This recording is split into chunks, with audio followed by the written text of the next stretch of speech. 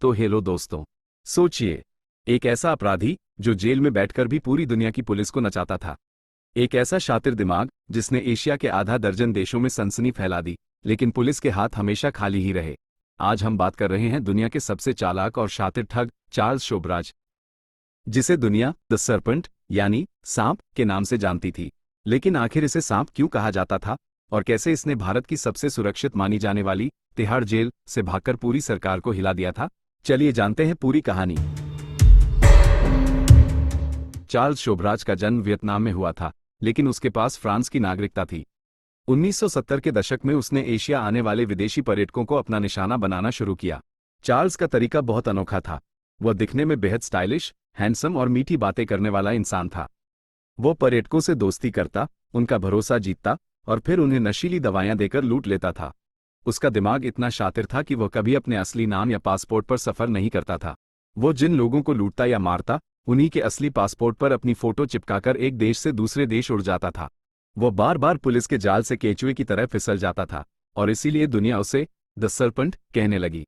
साल 1976 में भारतीय पुलिस ने फ्रांस के कुछ छात्रों को जहर देने के जुर्म में चार्ल्स को दिल्ली से गिरफ्तार किया और उसे सीधे तिहाड़ जेल भेज दिया गया। लेकिन तिहाड़ जेल में रहकर भी चार्ल्स ने हार नहीं मानी।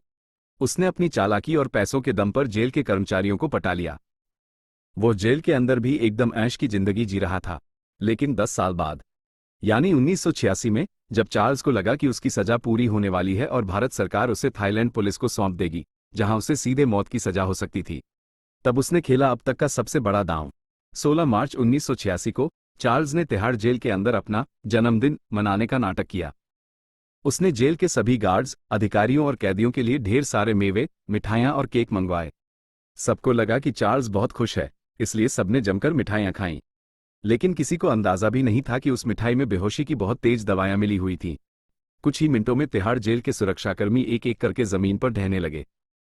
इसके बाद चार्ल्स शोबराज बिना कोई गोली चलाए, बिना किसी लड़ाई झगड़े के, जेल की चाबियां उठाकर मेन गेट से आराम से पैदल घूमते हुए बाहर निकल गया। इस फरारी ने पूरी भारतीय पुलिस व्यवस्था के होश उड़ा दिए थे। हालांकि कुछ ही हफ्तों बाद पुलिस ने उसे गोवा के एक रेस्टोरेंट से फिर से गिरफ्तार कर लिया।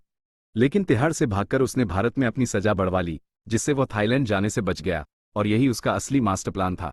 अगर आपको चार्ल्स शोबराज की इस सनसनीखेज जिंदगी को करीब से देखना है, तो बॉलीवुड में अभिनेता रणदीप हुड्डा की जबरदस्त फिल्म नो और चार्ल्स देख सकते हैं।